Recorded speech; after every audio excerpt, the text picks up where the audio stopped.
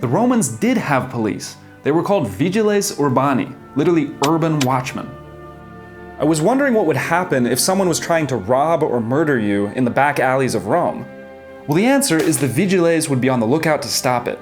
They were created by Emperor Augustus in the year 6, and they would patrol the Roman streets by night, keeping the peace and looking out for any thieves or robbers who were up to no good. But most importantly, they were on the lookout for runaway slaves, which according to Roman law was theft. Fugitive slaves were guilty of the crime of stealing themselves.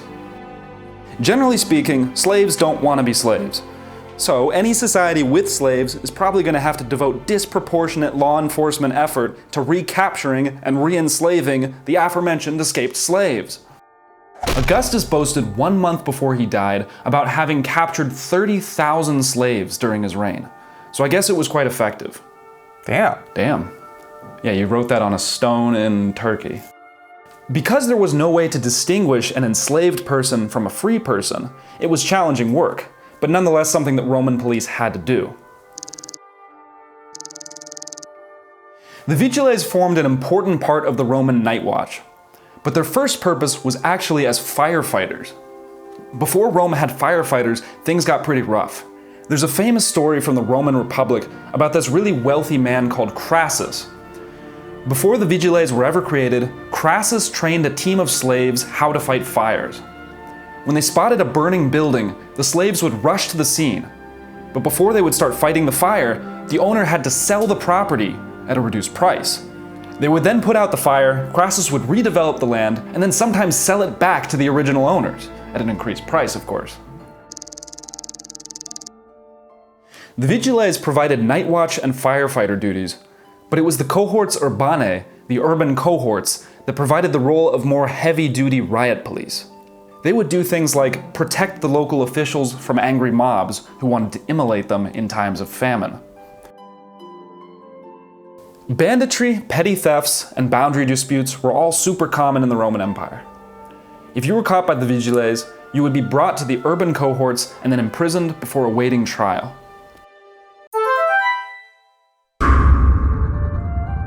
If you were just some lowly peasant and you happened to go and get yourself murdered in the back alleys of Rome without any witnesses, well, then that was kind of that. Not much else to do. You became a statistic.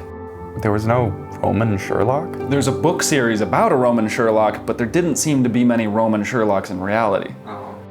If you were a prominent noble or official and then you got murdered, the family of that noble would probably be the ones to investigate. Rome had a patron-client system. That is, Rome's powerful families and their clients, associates, would rally to seek justice, leveraging their influence. It was kind of like mafia-esque. All the associates of that family and their slaves would go out and investigate to find who the murderer was. All privately, not by the Roman state, who probably would have just shrugged their shoulders. Try not getting killed next time. If you found some witnesses or suspects, then you could take them to the state to be tried, publicly, and then the state would have the power to execute them if they were found guilty. There was no jail time in the Roman Empire. A jail was just a temporary place where you awaited trial. If you were guilty of something minor, you might be fined or flogged. If you were guilty of something major, you got executed or exiled. It's worth noting that modern police as we know them really only started after the Industrial Revolution in London with Robert Peel's now famous Metropolitan Police, founded in 1829. Before then, basically all police were some form of watchmen. The Romans had watchmen. To think of them as police is kind of anachronistic.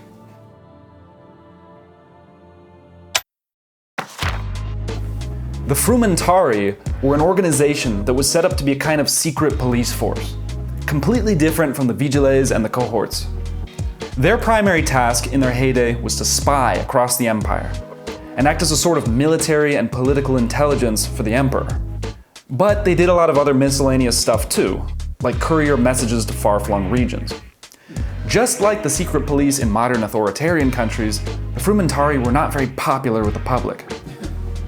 What with, the arbitrary arrests and the secret spying and all that.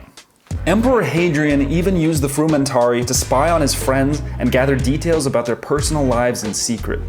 Oh my goodness, it's the Roman provinces.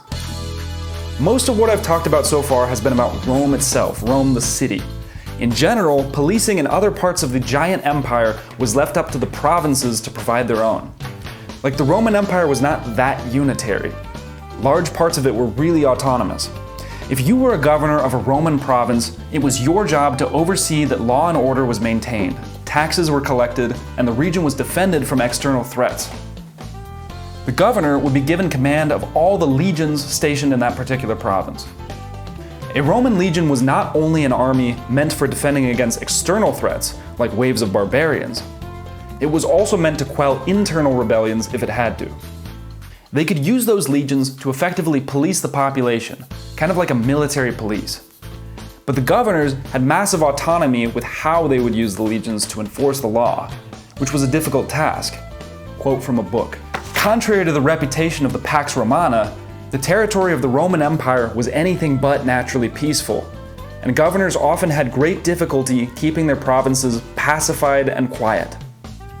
Like, take one of the better-known Roman governors, Pontius Pilate, governor of Roman Judea. He was the guy who issued the order to execute Jesus. If that actually happened, but that's a story for another day. He would have had control over the Roman legions stationed there to enforce the law. But Judea had considerable autonomy in terms of its policing. The local Jewish religious administration would have done more of the local policing than the actual Romans themselves. The locals would have had their own guards to enforce their local laws. But this would have been done under the umbrella of the Romans above them. I mean, if there was an arrest of Jesus, then there had to be a police force who arrested Jesus. And they would have been the guards of the temple, not the Romans. According to the literal Bible, Jesus was tried and sentenced by the Sanhedrin based on local Jewish law. Meanwhile, Pontius Pilate thought Jesus was innocent. But he, quote, washed his hands of the whole affair and executed Jesus to placate the angry mob of Judeans. Jesus was sentenced by the Jewish administration first. He was brought to the Romans to be... The conviction. Yeah, for the conviction. But anyway, the point is, the Romans weren't policing the situation. They were the administration above the local level, but didn't actually get into the nitty-gritty. That was done autonomously by their administered subjects, who were usually not Roman citizens. That's the case throughout the empire. Goodbye.